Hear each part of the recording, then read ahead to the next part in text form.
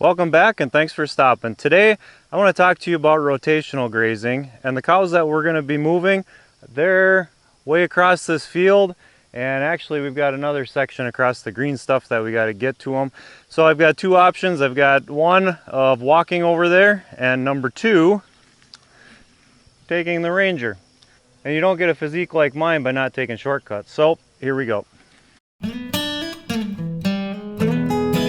Before we get too far, one thing I'd like to mention is this alfalfa here in this field. This has been hayed once and strip grazed once as well. It looks like it's building up to a really nice third crop.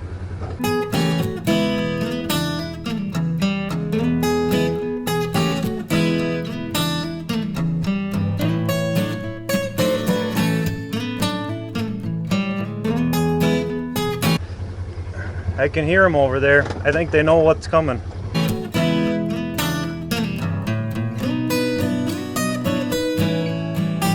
So this group of cows is in a paddock. And after a couple of days of being in a paddock, they get moved from one to the next. And that's where the rotational grazing comes in. Now the rotational grazing that's happening here is different than, let's say, a mob grazing or an amp grazing.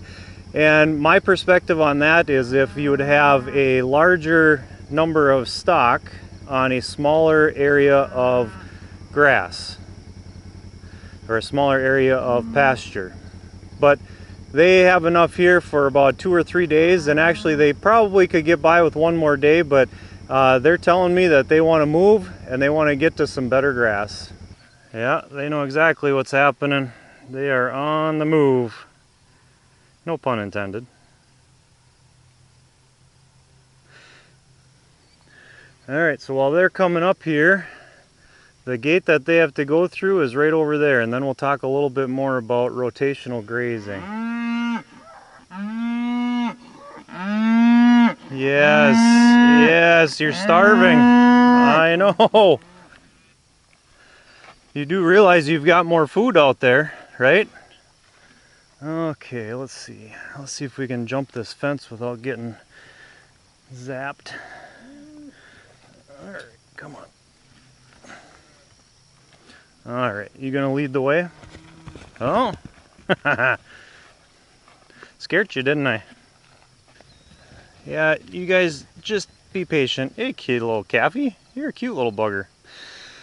So typically when you move a cow, or move a group of herd of cows, what you want to do is you want to call for the boss cow. And the boss cow is the one that leads and kind of directs and boy, you guys are loud. Shows where the other ones where they need to go. The one that's probably been through the process a few times. D16, are you the boss cow? You were the one bellering at me a minute ago. Alright. I don't know that I'm going to have to call them. I'm guessing they already know what's going on. Spring gates are super handy with the fact that you just unhook them. They're kind of like a slinky where they go back in and you can kind of move off to the side. You can have for different paddock sizes or different gate sizes. You don't have to be exact when you're making them. Alright, where do I put this so you guys don't run it over? Yeah, I'm thinking. Give me a minute. You're not starving. My goodness. Alright, hang on now. Hang on. You guys ready? Huh? You hungry? I got some burdock over here. Should have cleaned up on that. Alright, come boss. Come boss. Come boss. Come boss. Come boss. Good girls. I don't remember if there's any boys in here. Yikes. Sorry. Oh, you guys, come on back here. That was my fault. Yeah, you call them all over. Come on. Come, boss. You guys a little hesitant? Let's get you guys moving. Come on. Hip. Come on. Moving. Move. Hip. Come on. Come on. Don't kick me. Don't kick me. Come on. Come on. Let's move. Come on. Come on. Hip. Come on. Get moving in. Let the other ones through.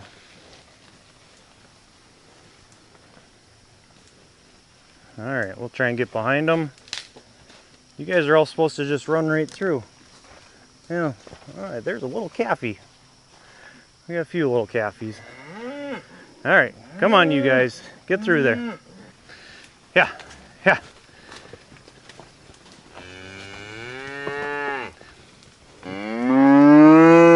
Yeah, you're probably one of the moms, ain't you? Yeah, your little calvies are down there. They're frolicking like deer. Alright, while we move the water, I'm just going to leave the top spring gate on there. They won't go through that. Then the calvies, they can go underneath there and that won't touch them. They'll be fine. So there's two main things when it comes to rotational grazing and setting up your paddocks. And the number one thing that I can think of is your perimeter fence. Once you get your perimeter fence established, then sky's kind of the limit. This fence, it goes down over here and then it kind of comes back, jogs over, and then kind of on the back side over here comes across. And when I stopped earlier, you could see the one fence that was cutting across kind of right in the middle there, but you can kind of move the cows to anywhere you want to as long as you have your perimeter fence, and you can kind of move them within it. The number two most important thing is water, having access to water. The more water sources or the more water supplies that you have, the more flexible you're going to be able to be with your rotational grazing as well. This is where the water is set up right now, and now the cows have moved. We've actually got to take and drain this, and then we got to move this whole setup, just the stock tank, because we got the plastic water line, and we've got a connector right next to there. So to disconnect that, we just have to unhook this part, and this water hose pops right out of there and it's shut off, and then we can move on to the next one. Boy, is it pretty or what?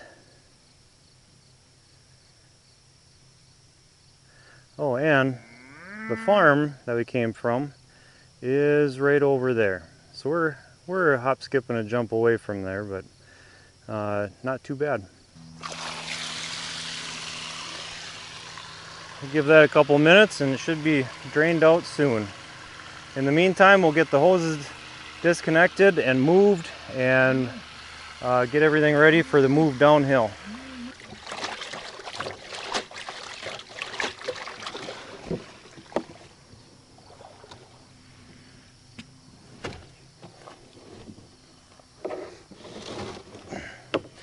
Don't want to forget the plug.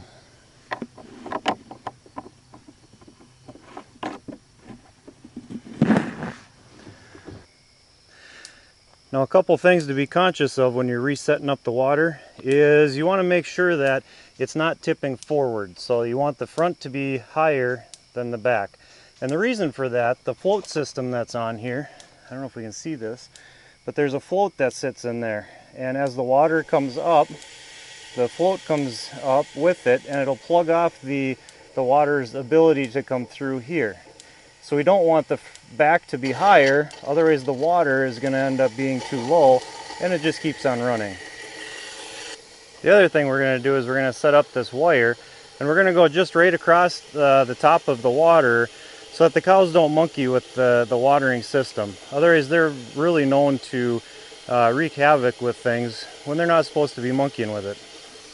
So there we go, we got the water hooked up, it's running. Starting to get a little bit dark, but hopefully you can see that we got the wire keeping the cows away from monkeying with the float valve. Last step is going to be minerals, and Colton's already got a head start on us.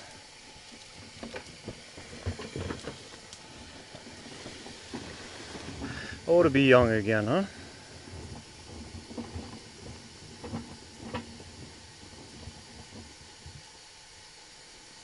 That should be good. Starting to get a little bit darker out, so I'm going to sign out. Hopefully it was informative, hopefully you enjoyed it, hopefully maybe you learned something. So, goodbye for now, and thanks for watching. Boy, that's a pretty sunset, ain't it?